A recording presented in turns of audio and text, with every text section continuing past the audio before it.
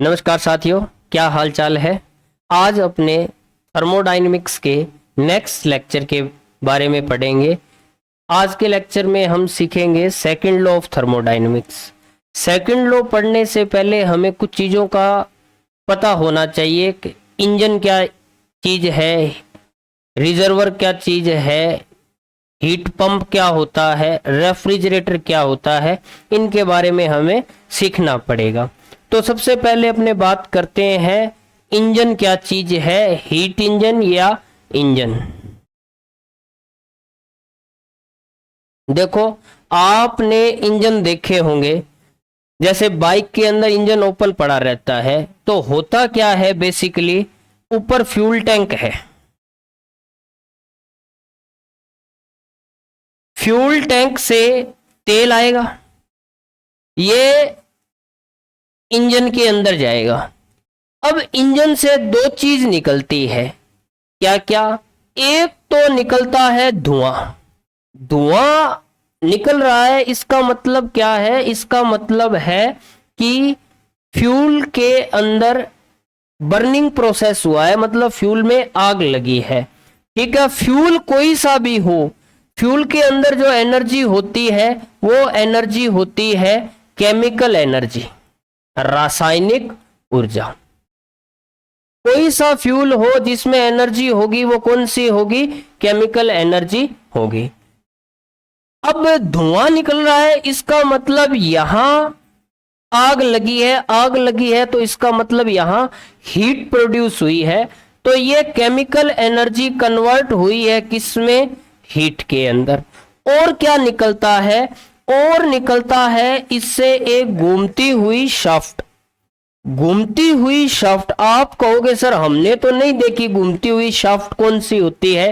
बेटा चेन देखो, चेन घूम रही है। साइकिल के अंदर आप पेडल मारते हो तब जाके वो चेन घूमती है और वो पीछे का टायर चक्का घुमाती है। ठीक है, तो इसमें आप बाइक के अंदर पेडल तो नहीं मारते हो, फिर उस चेन को कौन चला रहा है, तो पक्का यहां पर एक शाफ्ट निकलती है जिस पे गियर फिट होता है। वो गियर घूमता है तो वो चेन घूमती है और उस चेन की हेल्प से पीछे वाला चक्का घूमता है। घूमती हुई शाफ्ट के पास जो एनर्जी होती है वो एनर्जी होती है मैकेनिकल एनर्जी। कौन सी एनर्जी होती है जी, मैकेनिकल एनर्जी। तो हीट कन्वर्ट होगी किसमें, मैकेनिकल एनर्जी में। तो बेसिकली इंजन क्या हुआ, engine is a device which convert chemical energy of fuel into heat energy and further convert this heat energy into mechanical energy. तो इंजन की क्या डेफिनेशन आ गई, इंजन की डेफिनेशन आ गई जी, वो डिवाइस जो रासायनिक ऊर्जा को पहले उष्मा ऊर्जा में बदले और फिर उस ऊर्जा को किस में बदल दे, यांत्रिक ऊर्जा में बदल दे। बेसिकली इंजन वो चीज है जो यांत्रिक ऊर्जा मतलब मैकेनिकल एनर्जी क्या करता है, प्रोड्यूस करता है। बात समझ आई आई ठीक है, तो इसका थर्मोडायनेमिक्स में अपने डायग्राम कैसे बनाएंगे। ये रहा एक डब्बा, ये रहा दूसरा डब्बा, ये है इंजन। इंजन को अपने हीट इंजन भी लिख सकते हैं। ये यहां से हीट या एनर्जी क्या करता है, रिसीव करता है। मान लिया कितनी एनर्जी रिसीव की इसने, Q1, और बाकी बची हुई ऊर्जा एनवायरनमेंट को क्या कर देता है, रिलीज कर देता है कुछ पार्ट, ये रहा Q2। कौन सी बची हुई, वर्क में कन्वर्ट करने के बाद जो हीट बचती है वो कहां चली गई, एनवायरनमेंट में चली गई। ये तेल की टंकी, फ्यूल आ रहा है, ये चेन घूमी, बाइक आगे चली, बाइक को आगे ले जाने का काम कर रहा है, और ये जो धुआं है वो एनवायरनमेंट में जा रहा है। तो हीट इंजन किस किस से एनर्जी या हीट का एक्सचेंज कर रहा है, एक इस बॉक्स के साथ और एक इस बॉक्स के साथ। तो इसको बोलते हैं रिजर्वर। क्या बोलते हैं,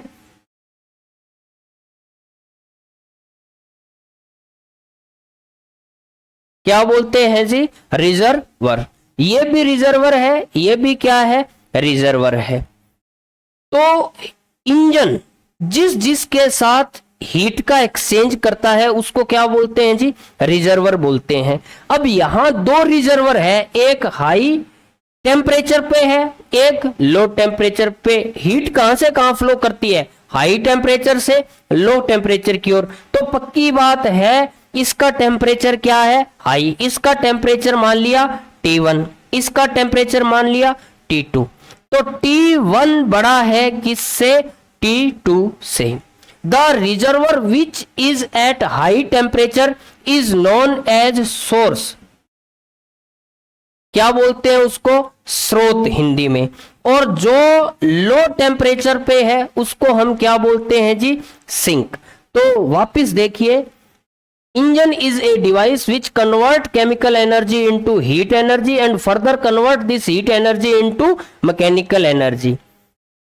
इंजन जिसके साथ भी हीट का एक्सचेंज करता है उसको क्या बोलते हैं जी, रिजर्वर। तो दो रिजर्वर हो गए, एक ये। जो हाई टेम्परेचर पर रिजर्वर है उसको हम क्या बोलेंगे, सोर्स। जो लो टेम्परेचर पर रिजर्वर है उसको क्या बोलेंगे, सिंक। अब बात आई कौन सा इंजन अच्छा है, कौन सा इंजन खराब है।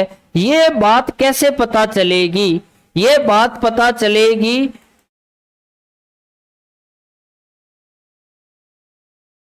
एफिशिएंसी से। किससे पता चलेगी, एफिशिएंसी से। कौन सा इंजन ज्यादा दक्ष है, कैपेबल है, काम कर रहा है, ये बात हम बताते हैं किससे सर, ये बताते हैं एफिशिएंसी से। और एफिशिएंसी का फॉर्मूला क्या होता है, एफिशिएंसी का फॉर्मूला होता है आउटपुट बटा input, output upon input. Output में हमें क्या मिल रहा है, वर्क और धुआं। क्या आप धुएं का इच्छा रखते हैं क्या प्राप्त करने की, ये तो कम से कम हो उतना हमारे लिए क्या है, अच्छा है। तो हमें क्या मिला आउटपुट में, वर्क मिला W। और इस वर्क के लिए हमने क्या खर्च किया, Q1। तो ये आ गई एफिशिएंसी। क्या आ गई जी, एफिशिएंसी। अंदर कौन कौन आ रहा है, energy neither create nor destroyed, it only converted from one form to other form. ये हमने फर्स्ट लॉ पढ़ा। मतलब ये एनर्जी और ये एनर्जी सारी क्या रहेगी, कंजर्व्ड। तो दी कितनी, Q1, निकली कितनी, W प्लस Q2। मतलब वर्क और Q2 का सम किसके इक्वल आएगा, Q1। सिंपल सा फिनोमिना है, जो अंदर आ रहा है लिख लो, किसके इक्वल होगा, जो बाहर जा रहा है बाहर, W और Q2। यहां से आप लिखना चाहो तो W को क्या लिख सकते हो, Q1 माइनस Q2। तो W का क्या फॉर्मूला लिखा जा सकता है, Q1 minus Q2 upon Q1। और ये हमारे पास किसका फॉर्मूला आ गया, एफिशिएंसी का। तो ये हमने बात की इंजन की। अब हम बात करते हैं किसकी, रेफ्रिजरेटर की। किसकी बात करते हैं, रेफ्रिजरेटर। फिर किसकी बात करेंगे, हीट पंप की। उसके बाद हम सेकंड लॉ पढ़ेंगे। रेफ्रिजरेटर क्या होता है,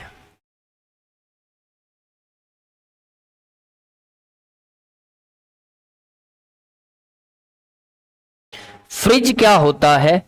ये देखिए, हमारे घर के अंदर फ्रिज है, वो काम क्या करता है, वो काम इतना ही करता है, अंदर से हीट उठाता है और कहां फेंक देता है, बाहर फेंक देता है। समझ रहे हो, नहीं समझ रहे हो। अब देखिए, तो रेफ्रिजरेटर का अगर डायग्राम बनाऊं मैं तो कैसे बनेगा, ये रहा। तो ये यहां से ये T1 है और ये क्या है, T2।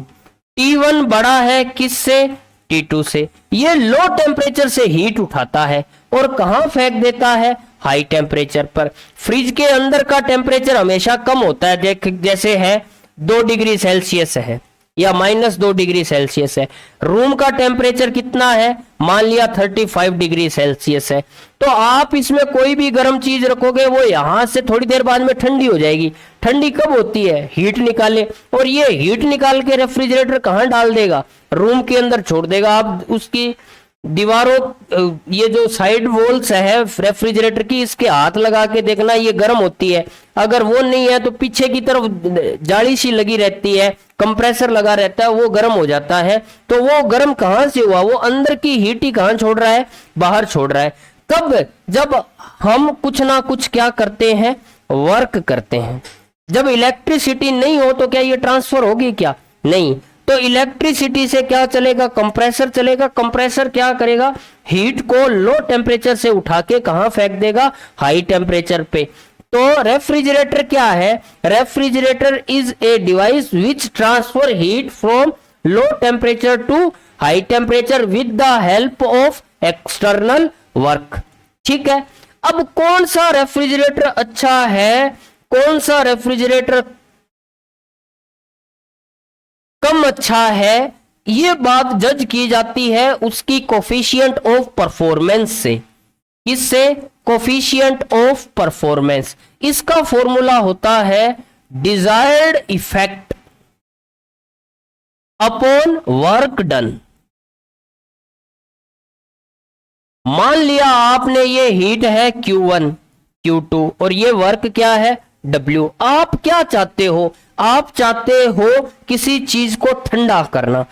ठंडा कौन सा प्लेस होगा? ये वाला। तो ये जो बॉक्स है ये क्या होगा? ठंडा। ठीक है ना। तो ये कूल कब होगा? जितनी ज्यादा हीट निकलेगी उतना ज्यादा ये क्या होगा? ठंडा। तो हमारी डिजायर्ड इफेक्ट, हम चाहते क्या है? ठंडा करना। और ठंडा कौन कर रहा है? Q2। तो मैं यहां पे क्या लिखूंगा जी? Q2। अब देखो वर्क डन, वर्क डन कितना है? W।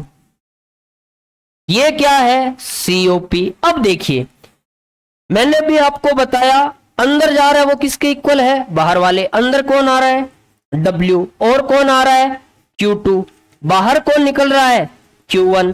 तो अगर आप W बताएं तो W क्या हो गया? Q1 minus Q2। तो यहां पर हम पुट कर देंगे Q2, W की जगह मैं क्या पुट करूंगा? Q1 minus Q2। ये क्या आ गई? COP किसकी? रेफ्रिजरेटर की। तो एक चीज इसको ध्यान से देखिए, ये आपको उल्टा इंजन नहीं लग रहा क्या? ये एक उल्टा हीट इंजन है। हीट इंजन में क्या कर रहे थे हम? ये T1 T2, यहां से हीट आ रही थी Q1, कुछ पार्ट वर्क में बदल रहा था और कुछ पार्ट क्या हो गया? बाहर चला गया। यहां देखो Q1 नीचे, यहां क्या है? ऊपर। वर्क यहां से बाहर है, यहां वर्क क्या है? अंदर। ये हीट नीचे जा रही थी, ये हीट कहां जा रही है? ऊपर जा रही है। इसका मतलब क्या हुआ? ये क्या है? रिवर्स हीट इंजन है। क्या है? Reverse heat engine. तो रेफ्रिजरेटर क्या चीज है? रिवर्स हीट इंजन है। और पर्पस क्या है?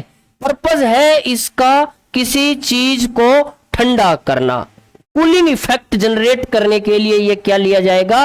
काम में लिया जाएगा। It means refrigerator is A reverse heat engine which is used for cooling. तो यहां पर हमने, और कैसे पता चलेगा कौन सा मस्त है? तो आपको COP निकालनी पड़ेगी। COP क्या होती है? Desired effect upon work done. तो ये हमने इस तरीके से क्या निकाल ली?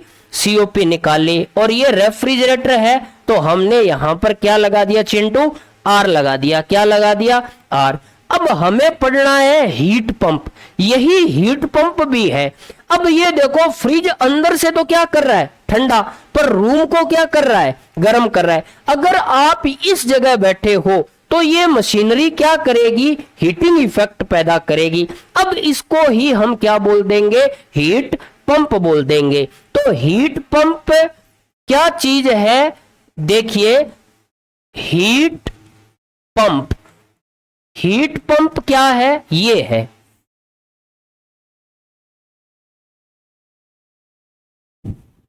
हमने कुछ वर्क किया, यहां से हीट उठाई और ऊपर सप्लाई कर दी। ये T1 है, T2 है। T1 बड़ा है किससे? T2। यहां क्या होगा? हीटिंग इफेक्ट जनरेट होगा। अगर हम यहां बैठे हैं तो ये मशीन क्या करेगी? ये यहां पर हीट प्रोड्यूस करेगी, गर्म करेगी। इसलिए इसका नाम क्या होगा जी? Heat pump. अगर आप यहां बैठे हो तो इस एरिया को ये क्या करेगी? ठंडा करेगी। तो ये क्या बन जाएगा? रेफ्रिजरेटर। बेसिकली चीज एक ही है, पर्पस देखो, अगर आप इस रिवर्स है उल्टा देखो, ये भी क्या है, रिवर्स हीट इंजन है।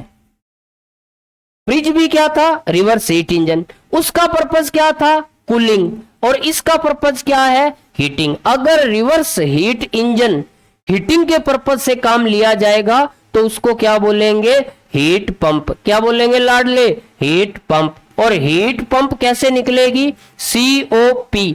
क्या होता है, desired effect upon work done. क्या होता है चिंटू, वर्क डन। रामफल, डिजायर्ड इफेक्ट क्या है, गुरुजी गर्म करना चाहते हैं, किसको, सर उसको। अरे उसको नहीं, इस रूम को गर्म करना चाहते हैं। और गर्म कब होगा, जब ज्यादा से ज्यादा हीट जाएगी, मतलब Q1। हम चाहते हैं Q1 ज्यादा हो। वर्क डन क्या होगा जी, W। क्या होगा, W। सर हाँ मेरे को कुछ बताना है, बता। सर अंदर गया कौन, W, और कौन गया, Q2, बाहर कौन निकला, Q1। तो W क्या हो जाएगा, Q1 माइनस Q2। पुट कर दे लाडले, Q1 W की जगह क्या पुट कर देंगे, Q1 माइनस Q2। ये क्या आ गई, COP, किसकी, हीट पंप की। ये देख लो, ये क्या है, COP, किसकी, रेफ्रिजरेटर की। सर रिलेशन बताओ, क्या बताओ, रिलेशन बताओ, किस में, दोनों COP के बीच में। ये लीजिए, तो मैं वहां से लिखता हूं COP रेफ्रिजरेटर, क्या लिखा था, Q1। ये देखो रेफ्रिजरेटर क्या था, Q2, Q1 minus Q2, Q2 Q1 minus Q2। अब मैं लिखूं COP किसकी, हीट पंप की। क्या लिखा था, Q1 माइनस Q2। अब अपने क्या करते हैं, इस ये फॉर्मूले में पीछे से उठा के लाया हूं, Q1 के अंदर मैं Q2 माइनस कर दूं, ऐसे कैसे कर दो, ऐड कर दो, माइनस कर दो, ऐड कर दो, कोई फर्क पड़ेगा क्या, कोई फर्क नहीं पड़ेगा। इस Q1 के अंदर माइनस Q2 कर दो, प्लस Q2 कर दो, कोई फर्क पड़ेगा, नहीं पड़ेगा। नीचे क्या है, Q1 माइनस Q2, इसको क्या लिख सकता हूं, Q1 minus Q2 upon Q1 minus Q2 plus Q2 Q1 minus Q2। अब देखिए ये क्या आ गया, 1। ये क्या है, ये है COP ऑफ रेफ्रिजरेटर। और ये किसके इक्वल आ रहा था, COP ऑफ हीट पंप। तो हमने क्या पढ़ लिया, COP ऑफ हीट पंप क्या होती है, रेफ्रिजरेटर की COP से एक ज्यादा होती है। उम्मीद करता हूं आपको ये रिलेशन समझ आया होगा। अब हम पढ़ेंगे सेकंड लॉ ऑफ थर्मोडायनेमिक्स। लीजिए सर, क्या पढ़ेंगे, सेकंड लॉ ऑफ थर्मोडायनेमिक्स।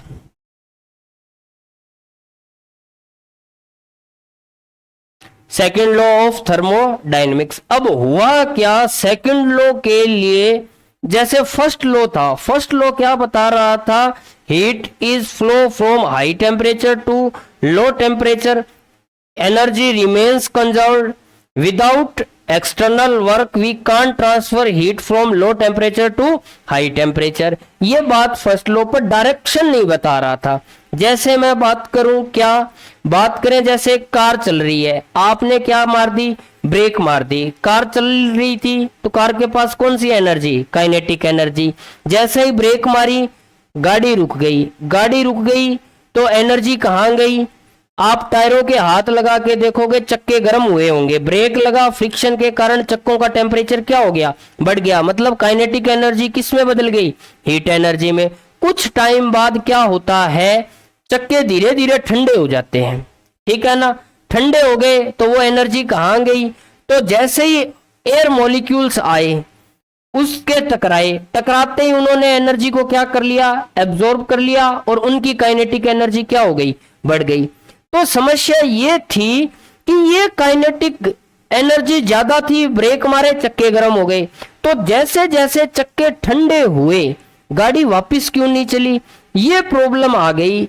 अब ये किस डायरेक्शन में हीट फ्लो होगी, फर्स्ट लॉ ये नहीं बता रहा था, फिर हमें जरूरत पड़ी सेकंड लॉ की, जो डायरेक्शन बताए कहाँ जाएगी, किधर हीट कन्वर्ट होगी, एक फॉर्म से दूसरे में होती तो है बट किस फॉर्म में होगी।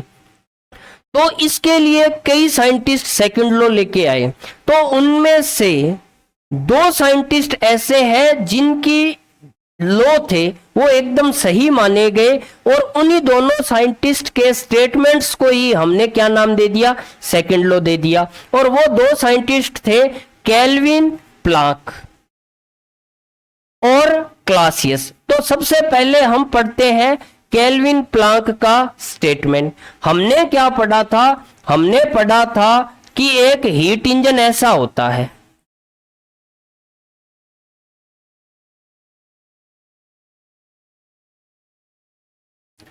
Q1 Q2, ये क्या लगा हुआ है W, ये क्या है W, ये एकदम क्या है सही है।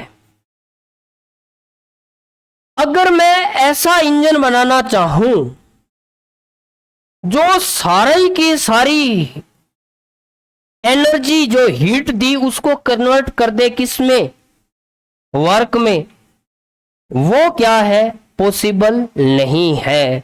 इसका मतलब क्या हुआ, केल्विन कहता है ऐसा इंजन नहीं बनाया जा सकता जिसकी एफिशिएंसी क्या हो 100%, मतलब 100% हो। कैसे, इसकी एफिशिएंसी देखो, एफिशिएंसी का फॉर्मूला क्या था, आउटपुट मतलब वर्क, इनपुट Q1, यहां अंदर कौन आ रहा है Q1, बाहर कौन जा रहा है W, मतलब Q1 W के बराबर है, तो W अपॉन W मतलब क्या आ गई 1, परसेंटेज में बदले तो ये कितने परसेंट हो गई 100%। मतलब ऐसा हीट इंजन नहीं बनाया जा सकता जिसकी एफिशिएंसी कितनी हो मेरे लाल, 100% हो। ठीक है ना, ये इम्पॉसिबल है। पॉसिबल क्या है, हाँ कुछ पार्ट वो वर्क में बदलेगा, कुछ पार्ट क्या कर देगा सराउंडिंग में रिलीज कर देगा। ठीक है ना। अब देखो मान लिया आपने 10 दी, 6 किस में बदल गई वर्क में, 4 किस में चली गई अदर लॉसेस हो गए। ठीक है ना, तो एफिशिएंसी कितनी हो गई 60%, ये पॉसिबल है। यहां 10 दी, 10 की 10 किस में चली गई वर्क में। अरे भाई साहब जिस इंजन, आप जिस भी मटेरियल का इंजन बनाओगे आप हीटिंग इफेक्ट लोगे तो वो भी तो गर्म होगा। अरे होगा कि नहीं होगा, होगा। साइलेंसर है वो भी गर्म होगा कि नहीं होगा, होगा। जो धुआं निकल रहा है वो भी गर्म निकलता है, निकलता है या नहीं निकलता है, निकलता है। तो साइलेंसर को गर्म करने में, इंजन को गर्म करने में जो गर्म गैसेस निकल रही है उनको उसके फॉर्म में हीट का तो क्या होगा, लॉस होगा ही होगा। ऐसा इंजन नहीं बनाया जा सकता है जो रन करे धुआं भी ना दे, इंजन खुद भी गर्म ना हो। ऐसा पॉसिबल है क्या, ऐसा पॉसिबल नहीं है। तो केल्विन प्लैंक का स्टेटमेंट क्या बोलता है, दोबारा सुन लो। According to Kelvin Planck it is impossible to construct an engine which convert whole heat into work. It means किसी भी इंजन की एफिशिएंसी 100% नहीं हो सकती। एक तरीका से और भी हम इसको डिफाइन कर सकते हैं, इसके अंदर कितने रिजर्वर है, 2, इसमें कितने हैं, 1।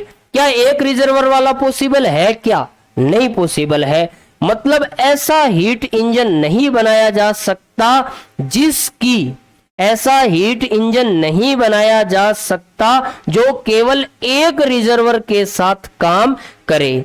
काम इंजन बनाना है और वो वर्किंग कंडीशन में लाना है तो एटलीस्ट कितने रिजर्वर होने चाहिए, 2 होने चाहिए। तो ये आप केल्विन प्लैंक के स्टेटमेंट को दोनों तरीके से लिख सकते हैं। फर्स्ट, ऐसा ऊष्मा इंजन नहीं बनाया जा सकता जिसकी दक्षता कितनी हो 100%। ऐसा ऊष्मा इंजन नहीं बनाया जा सकता जो केवल एक ही ऊष्मा भंडार के साथ क्या करे, कार्य करे। अगला स्टेटमेंट था क्लासियस का। किसका स्टेटमेंट था जी, क्लासियस का। क्लासियस स्टेटमेंट ठीक है ना। अब ये क्या कहता है, ये क्या है, ये है जी रेफ्रिजरेटर। क्या करता है रेफ्रिजरेटर, सर ये T1 है, ये T2 है। T1 बड़ा है किससे, T2 से। जब आप वर्क करते हो तो ये यहां से हीट उठाता है और कहां भेज देता है, हाई टेम्परेचर पे। वर्क कौन करता है, कंप्रेसर। कंप्रेसर किसकी हेल्प से चलता है, इलेक्ट्रिसिटी की हेल्प से। क्या बिना लाइट के आपका फ्रिज पानी जमा देगा क्या, अरे बर्फ बना देगा क्या, नहीं बना सकता। मतलब अगर मैं कहूं ये रहा रेफ्रिजरेटर, ये टेम्परेचर T1, ये T2, यहां से Q1 हीट उठा रहा है और यहां हीट ट्रांसफर कर रहा है विदाउट इलेक्ट्रिसिटी। क्या ये बात पॉसिबल है, क्या नहीं पॉसिबल है। हाँ इलेक्ट्रिसिटी होगी, वर्क होगा तो ट्रांसफर होगा कि नहीं होगा, होगा। ये बात पॉसिबल है या नहीं है, ये बात पॉसिबल है। समझ आई या नहीं आई, उम्मीद करता हूं आपके समझ आई होगी। इसका मतलब क्या है, क्लासियस कहता है it is impossible to construct an engine, sorry, it is impossible to construct an refrigerator which transfer heat from low temperature to high temperature without external work। बिना बाह्य कार्य के ऊर्जा को निम्न ताप से उच्च ताप तक ट्रांसफर नहीं किया जा सकता। दिस इज क्लासियस स्टेटमेंट, ठीक है ना। अब देखो एफिशिएंसी की बात करते हैं। एफिशिएंसी इंजन में थी, ये कितना कार्य कुशल है, एफिशिएंट है, ये बात बताती है सीओपी। सीओपी मैंने क्या बताया था, desired effect upon work done. यहां डिजायर्ड इफेक्ट क्या है, Q1, वर्क क्या है, W। ये लो कुछ ना कुछ आएगी। इस केस में देखो डिजायर्ड इफेक्ट क्या है, Q1, वर्क कितना है, 0। तो ये क्या आ गई, सीओपी क्या आ गई, इन्फिनिटी आ गई। इसका मतलब सिंपल मैं कहूं, according to Clausius statement, it is impossible to construct an refrigerator which have COP infinity. ऐसा कोई भी रेफ्रिजरेटर नहीं बनाया जा सकता जिसकी कोफिशिएंट ऑफ परफॉर्मेंस अनंत हो। और बताऊं, heat always flow from high temperature to low temperature. If we want to transfer heat from low temperature to high temperature, we have to do some work. उम्मीद करता हूं आपको ये second law, refrigerator, heat pump और heat engine समझ आए होंगे। जय हिंद, जय भारत।